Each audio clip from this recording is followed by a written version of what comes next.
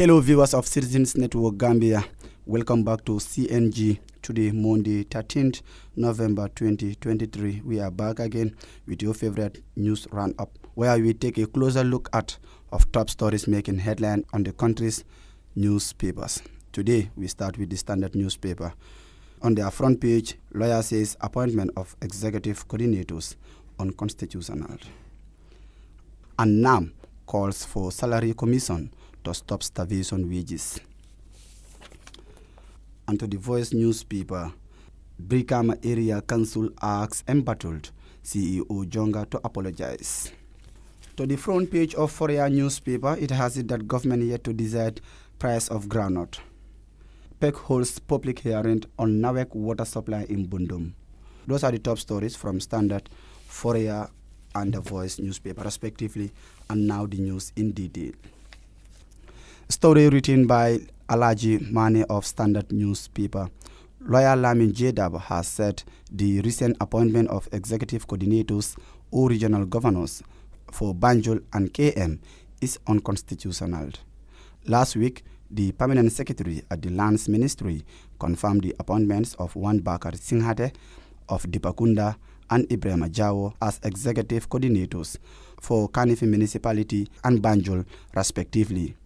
In his argument, Barrister Dabo said the appointments are blunted disregard for constitutionalism and that they were intended to displace the constitutional regime of the democratic governance at the local levels. Still with the Standard newspaper, Justice Ibrahim Jete of the High Court in Banjul has urged the Inspector General of Police not to arrest and detain persons beyond the constitutional limit of 72 hours without charge. Justice Jete made this pronouncement on Friday while handing down judgment on the civil suit filed by Alhaji Sisao alias Bora against the Inspector General of Police and the Attorney General. Bora was awarded the sum of $500,000 for his unlawful arrest and breach of his fundamental human rights as enriched in the 1997 Constitution. The National Assembly member for Serekunda has urged the government to initiate a salary commission to address challenges faced by the Gambians in putting food on their table. Speaking in a Star FM exclusive to be aired on Wednesday, PDOIS Nam Musa Cham expressed concern over the difficulties Gambians are facing with little salary they earn to put food on their table or pay rent. He said in all the countries that are progressing around the world, their governments have put a lot of focus on the plight of the people. And now we turn our attention to Voice newspaper. Story written by Yunus for a more demanding, sustainable, and stakeholders-driven industry. The deputy head of mission at the Gambia High Commission in London has pressed the Gambia First family to be more involved in rebranding the Gambia. Mr. Suleiman Suntu Toure, the deputy head of mission at the Gambia High Commission in London, speaking an interview with this reporter at the World Travel Market held in London, noted that the Gambia has been having tourists from London parts of the UK for the past 40 to 50 years. Story written by Nicholas Bass.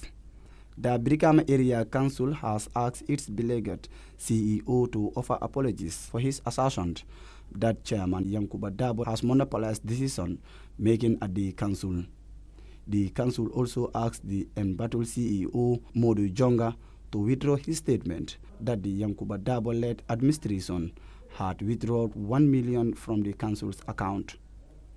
The Brikama Area Council also wants Jonga to recount his statement that the council has increased allowance for the staff. Speaking in a recent press conference held at the council, Yankuba Dabo said Brikama Area Council has fixed budget of $200,000 as honorarium, which according to him was exhausted.